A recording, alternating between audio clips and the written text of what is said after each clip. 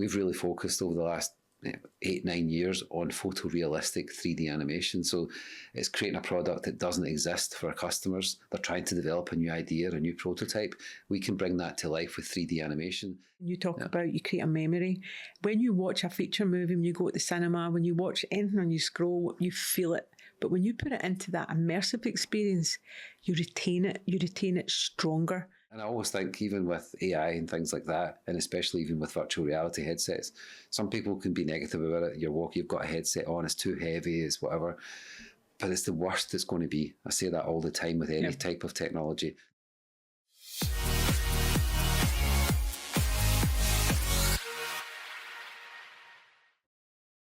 Gillian, welcome to 29ers Unscripted. Today I really want to focus on the reality side of our business across that service. So let's dive in, let's ask some questions, and we'll start with, our customers ship tons of equipment around the world to show products at exhibitions.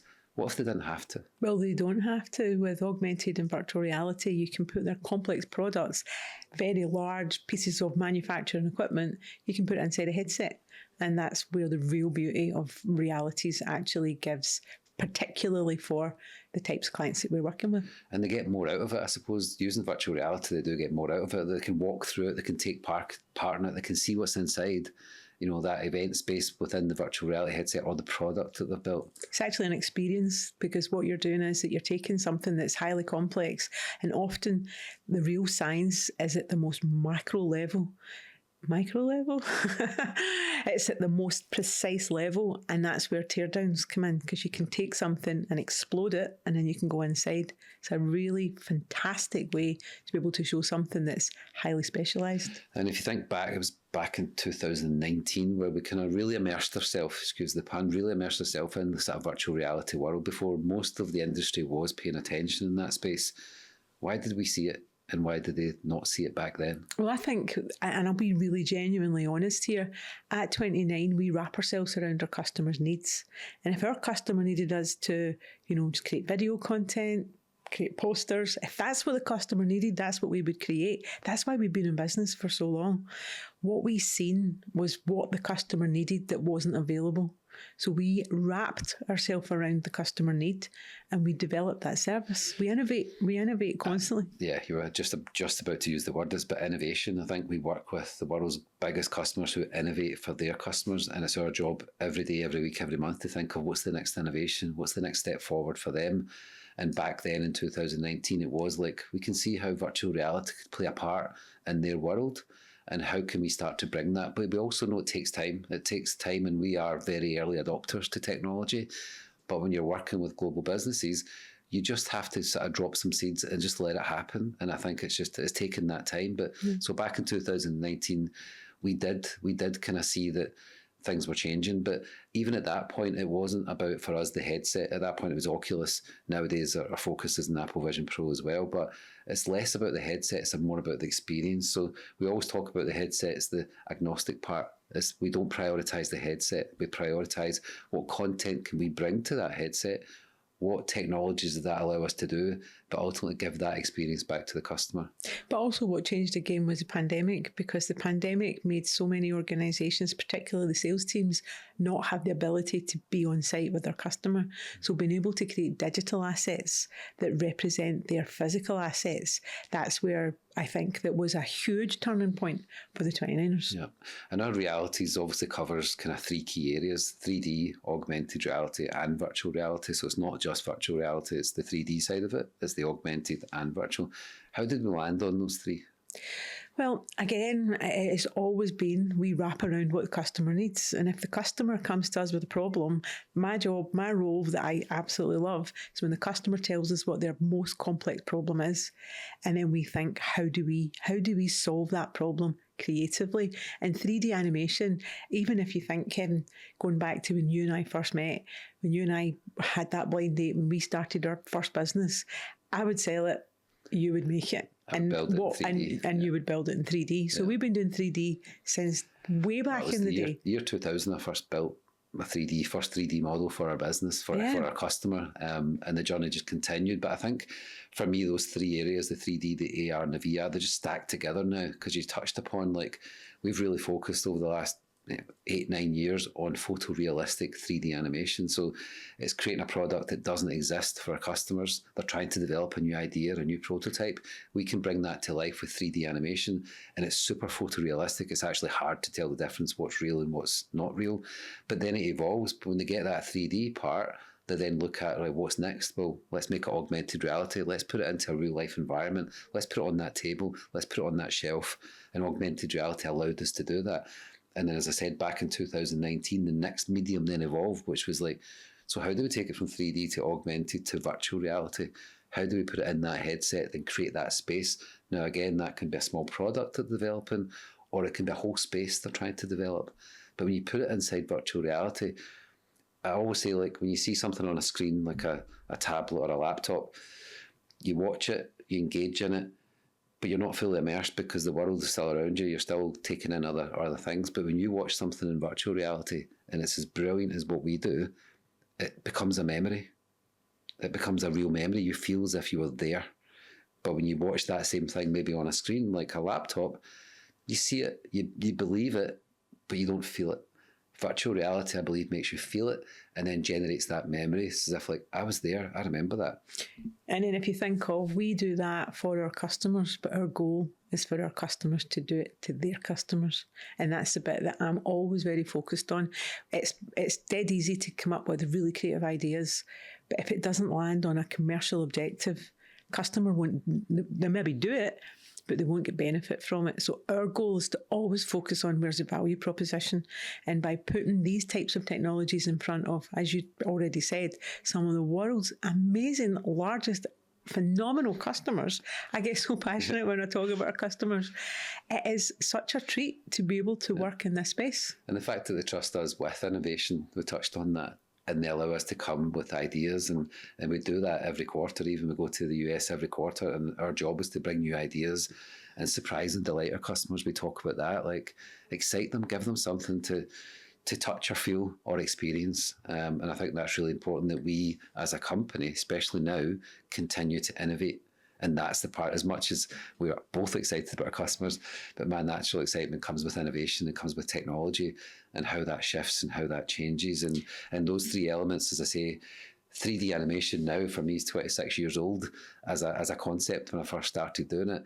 Augmented is in the last 10 years. But the really exciting part is how we're blending those three together. So it really is like, it's one asset that we build, but it's 3 stages we can put it through.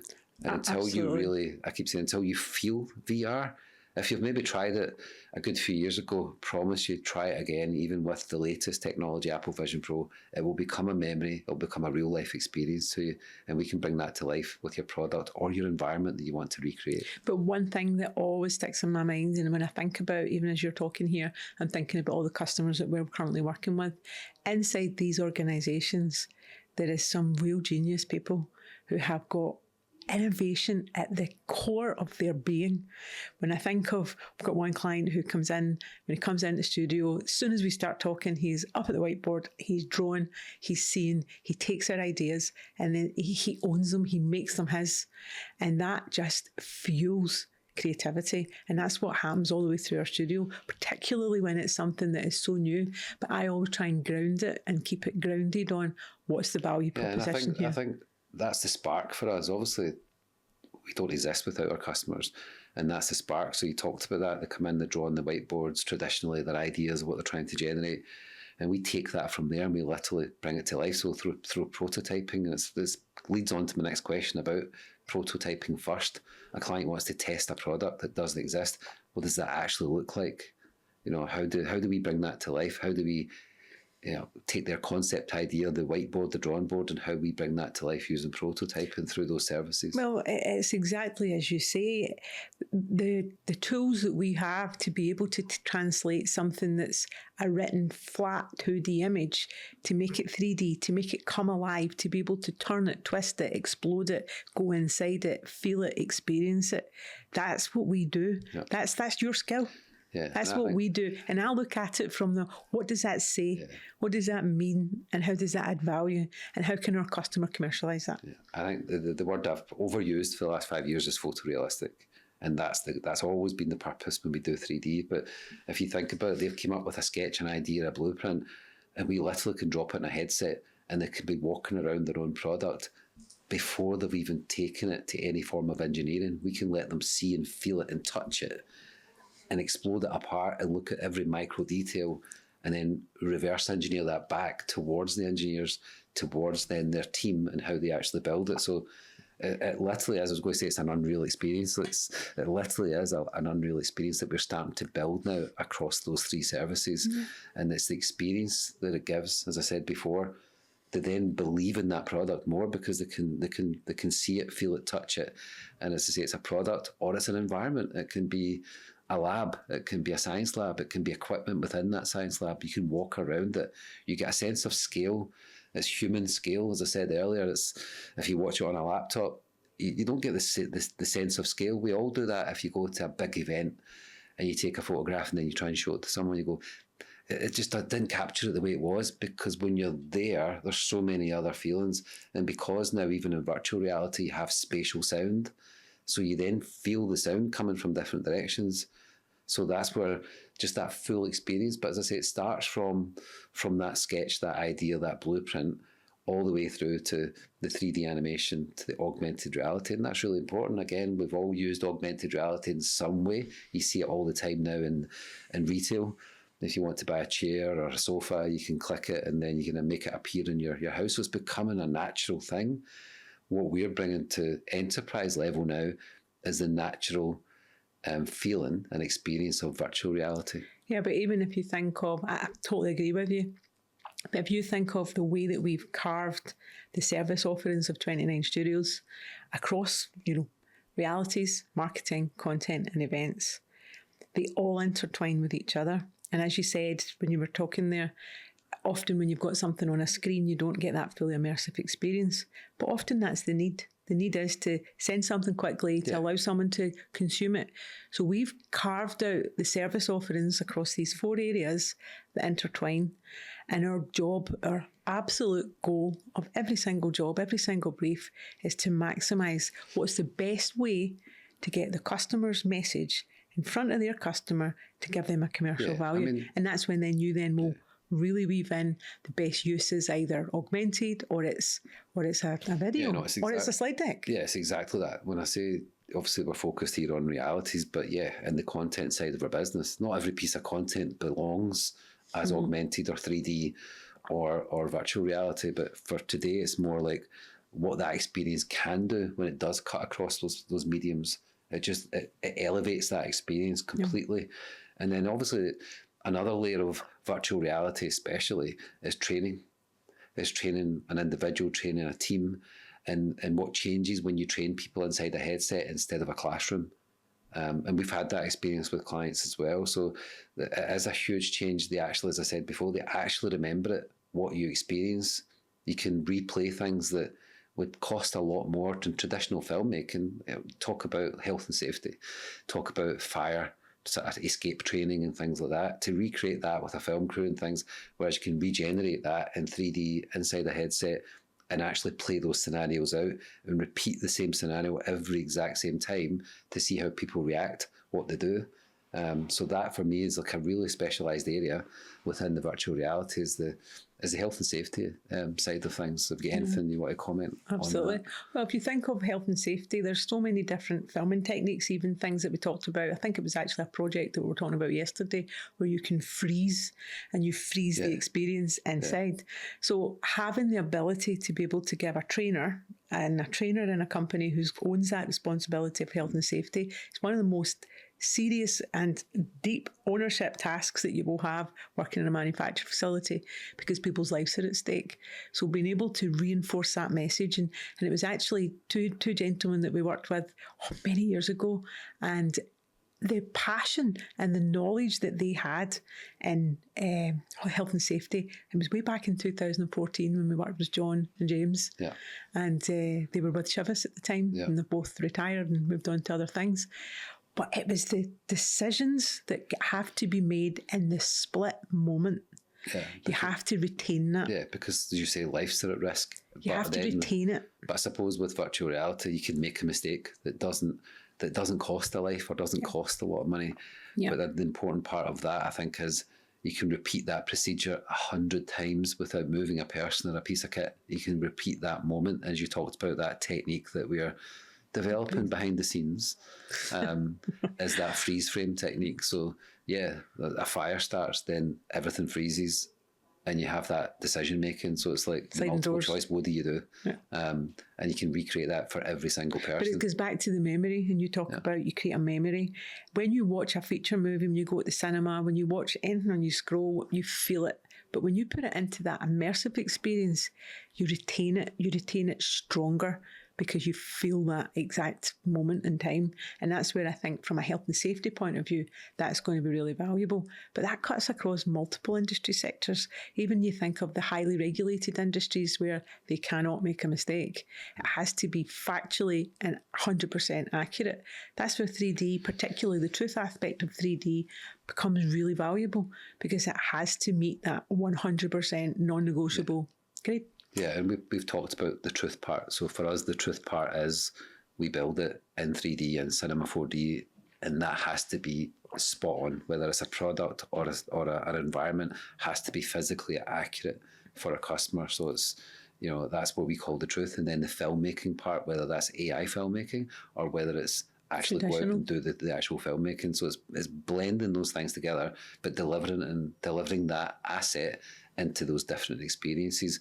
Another pillar that we obviously talk about is the experience. We've spoke to Caitlin about events recently, and that whole experience at event. Where we're trying to come at now is bring a different level of experience to events, as well as all the other things, but bring realities into events. Because when you do then go to an event, an exhibition, you tend to then spend a lot of money at exhibitions, and part of that is building the stands and things. But people bring equipment. They have to bring, especially in the manufacturing world, they have to then ship equipment to those events to demo the equipment. That costs a lot of money. And then obviously in today's world as well, it's not very sustainable and not very practical from a logistics point of view. So what we're obviously talking to our customers about is how we bring that immersive experience to trade shows, to exhibitions. So again, you can have a little area, a small little space rather than a whole massive floor trying to show that equipment. We can put the customer at the event inside their lab room, inside their manufacturing plant, and it's at scale, as I talked about earlier. So we really deliver that full experience. Say, why don't you come and see our manufacturing plant in China? You might be at an event in Rome or in America, but we want to show you how we operate in China. And you put the headset on and you're standing on the factory floor and you feel it. You get that memory, you get the sounds. Unfortunately, you can't get the smells right now. That will come. But we bring that to exhibitions now. So it's a new way of, and then it's also like people turn up to exhibitions, they're always trying to deliver more for them. It's the traditional way just now is all the banners, leaflets and things like that. But putting a headset on, especially how real it is, how memorizing it is, or mesmerizing, we can bring that kind of equipment to that event. But then also what it does is it lives on. Yeah. So if you think of you when you go to an expo, the expo does cost a ton of money. And to have the best stands, to shine bigger than the competitor, all of these are the unsaid things that happens at event planning stage. How do we stand out? How do we look better? How do we capture the audience attention? And bringing technologies like augmented and virtual into the booth just gives another creative edge. But more than that, it has to deliver an ROI, and it has to be able to deliver something beyond that event. How impactful would this be for a manufacturing company that has a walk-on to the stand for them later to send them a $300 headset, but it's got all that technology that they can then put deep into the heart of their potential customer for $300. Yeah, and things we've built, obviously augmented and virtual, is like a full car. We built a full car, and you can sit inside the car, you can see all the instruments, you can see the technology behind the dashboards, you can do all of that. So it's from the smallest of product you can interact with to the biggest of products like a car. But bringing that to trade shows and exhibitions, putting the headset, it's just a whole new experience for a customer. And as I say, putting someone right in the middle of your factory in China, or you're about to say something. Keep going. No, on you go. No, but think of it this way.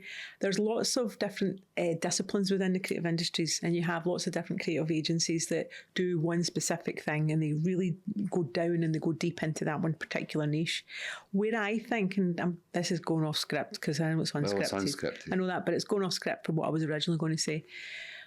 We always think about the customer's need. And I know I've said that a couple of times, but when you take the tools that are in the market and that are available, we've carved our business that really cuts across all the toolbox and all the disciplines that a business, and we're very fortunate to work in large enterprise organisations, what they need. And it's the trust element that they then give us by sharing their deepest complex problems to help them fix that. And I'm not saying that we come in with a magic wand, but we're a wee small part of that. Yeah. And I really, really enjoy that and value that they give us that opportunity. That's why we've just celebrated our 17th birthday. Yeah. That's why we're still here at 17 years, because we do care deeply about, first of all, our team, and then obviously our customers. That's really important. But it's going back to device-led, obviously. We work with Oculus, we work with Apple Vision Pro. Those are our two main devices right now. But why are we so loud also about not caring? Although internally we need to care about the devices. So the customer, like for me, the customer shouldn't care about the device. Obviously, they care about the outcome. That's what the customer must care about, is the outcome. But for us to deliver that outcome, we need to care about the device internally and figure out the best way forward for the customer. Well, that's knowledge and training and skill to be able to have all these tools in your toolkit. Yeah, but we've always said, I'm answering one question here, but I suppose we've always said to our customer that don't you worry about the device, but also don't be fixed if we talk about it's Apple Vision Pro. Next year it might be something else. Our job is always to prepare them for the outcome, give them the best tool that they can get the outcome from. Well, given your alignment with Apple and how much Apple's been a real hardcore part of your entire life, I mean, it'll take something to really go higher than Apple Vision Pro. It is the best device right now. It is the best device from a clarity and just experience point of view. But they'll get better at it. And I always think, even with AI and things like that, and especially even with virtual reality headsets, some people can be negative about it. You've got a headset on, it's too heavy, it's whatever. But it's the worst it's going to be. I say that all the time with any type of technology. This is the worst it's ever going to be, the Apple Vision Pro, the Oculus. But we're focused more on the Apple Vision Pro internally because it does deliver a better experience. And we use that word across all our business experience. So that's where our focus is. And from that little tech moment, it's 8K, it's 4K in each eye. The Oculus is 2K in each eye. So it's just a different resolution. But then it's a different experience, a different user interface. It's Apple-led. And then that's where we're trying to put our content on that. And we've got multiple pieces of content right now on the Apple Vision Pro for our customers. And it's amazing to watch them use it because they literally can tear apart a product in an augmented way. Although it's a virtual reality headset, we can build that product, as I've said, from a sketch all the way through to 3D and then put it inside their environment, place it where it should be. And then a lot of our manufacturing customers make the smallest of parts for those products so they can then look inside that and walk around it. And Apple Vision Pro right now, at this point, delivers the best experience. But again, my job is to look at, well, what's next? What's next? Is it the newer Apple Vision Pro? Is that a different product altogether? So that what we're delivering for the customer is the outcome and not like I'm doing just now talking about the device. But that's my job behind the scenes. So that's really important that we look at that all the time. And that goes back to the surprise and delight part that we deliver for our customers. Bring those devices to our customers, let them decide, but let them decide on what fits them, what fits their purpose for their event, their exhibition, their internal operations as well. So I'm kind of, as you said, I geek out on that a little bit. But clients still do ask whether it's a toy or whether it's genuinely ships value. How do you answer that one? Like, it still can be perceived as virtual reality is a bit of a novelty to some people, but I think it's just because they've not had enough exposure to it. So they do sort of bracket it as a little bit. Is it still a toy? If you think of enterprise, education and entertainment, they're the three words. And it was Tim Cook who, when Apple Vision Pro was launched, he released a video on YouTube, or it was released on YouTube, and he talked about the focus was education, entertainment and enterprise. And at the time when it launched, no one knew who was going to take up this market. No, not take up the market. Who was going to be the leader in this market? And then about 12, 18 months later, when I went back to look at the research, to look at the numbers, it was phenomenal. And I think it was, I'll not be precise, but it was around about the 30% mark that was taken up of the Apple Vision Pro model was enterprise. Now, enterprise market was probably not the biggest target, or maybe it was, I'm not Apple, but to be able to watch it from a creative content producer's perspective, to see that landing at the enterprise level, then bounced to education, then bounced to entertainment. When it launched, when you put it on, when you got the demo, we got the demo when we were in Miami, and we were blown away by the entertainment value.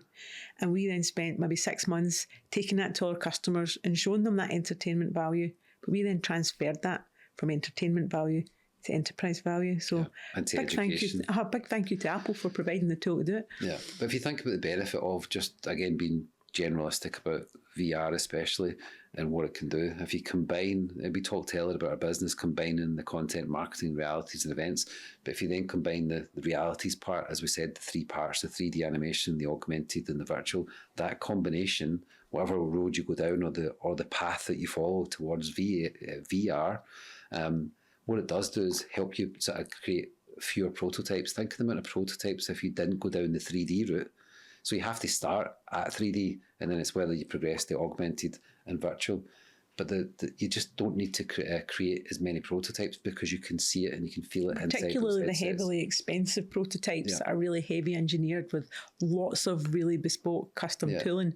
And sometimes when you get into some of our customers, the tooling alone could be like thousands, hundreds of thousands of dollars for tooling to just try it, and then they realise it doesn't work and we need to change it. So that could be such a waste of revenue. Yeah. So it's the fewer prototypes, the faster decision making, because I've recently trialled then, it's almost again on the Apple Vision Pro, it's like a FaceTime kind of thing, but you can then share that experience if you've all got the Apple Vision Pro and you can be looking at the product in an augmented reality way with a Vision Pro on, and you can make decisions faster collectively from something that only exists in 3D but on a headset. So again, without any prototypes, you're getting faster decisions.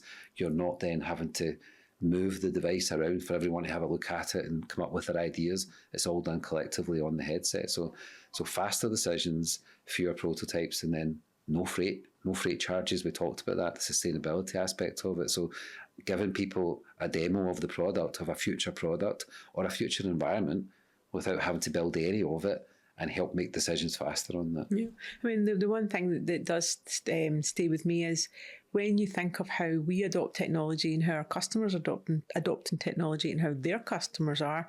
Right now with the devices are, a fixed particular hardware piece of equipment, but that's only going to get better. It's going to get better with time. It's going to get more slimline. It's going to be more easier to be transferred between different users.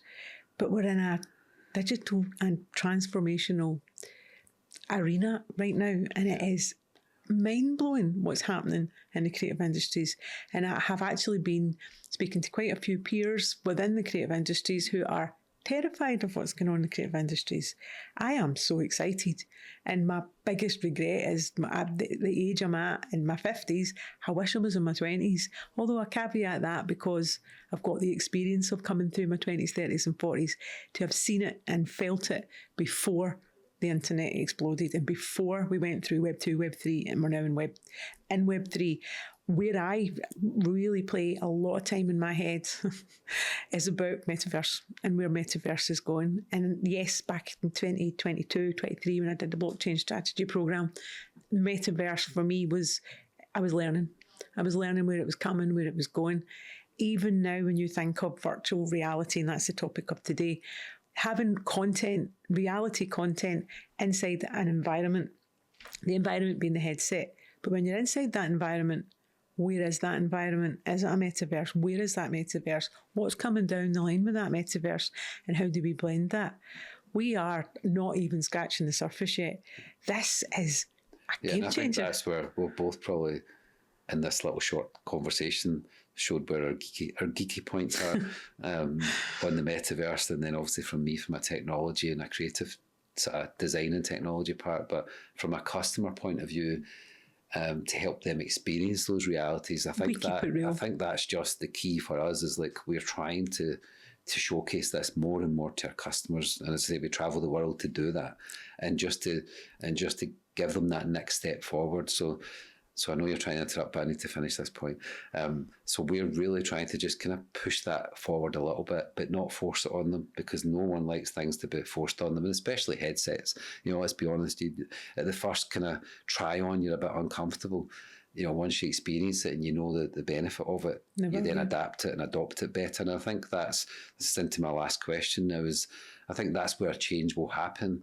And as I said, the headset, all headsets feel uncomfortable to start with. And it's like anything in business or in life, the more you do something, the more it becomes a habit.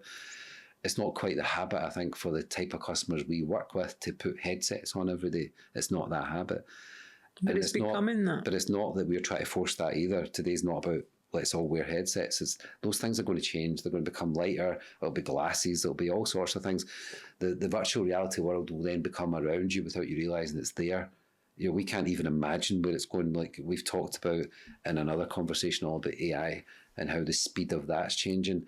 Obviously, hardware takes a bit longer, but even like we talked back at the very first question, it was in 2019. Obviously, it was before that, but 2019, we started really thinking, what could we do with this Oculus? To only like 6 years later, so it is a long time in the world of AI, but it's still only 6 years. The development, the virtual reality headset for Apple Vision Pro is developed. So I just think we need to just keep pushing gently to our customers the experience, the memory it creates when they put these headsets on. And I think it will completely change over the next year or two as well, that experience become better. And for all the reasons we talked about sustainability, about shipping freight, about prototyping, faster decisions, that's all the benefits it brings. And we just need to put that experience in front of them. And I think that's where we're gaining the traction of people starting to talk about it more to us, because we've created that 3D animation, and then we're taking that 3D animation, that product or that environment on a journey across augmented reality to virtual reality. But it's still that, like, what devices and technology do we need to use to but get there? that's where we keep it real. Yeah. We keep it real. We don't whatever the word is. Bamboozle. We don't bamboozle our customers with all this tech jargon. Behind the scenes, they don't know, and they actually don't care. What they know is... They care about the outcome. They care about the outcome. They care about how can we get their products in front of their customers to help them commercialise their incredible innovation. That's what we do. We keep it real. Well, keeping it real is that we've managed to keep this conversation super precise, super 30 minutes. short. Wow. And that's a first. So my last line would be, from a virtual reality point of view, like, don't ship the kit, ship the experience. And that's what we need to do. We ship that experience instead of the kit.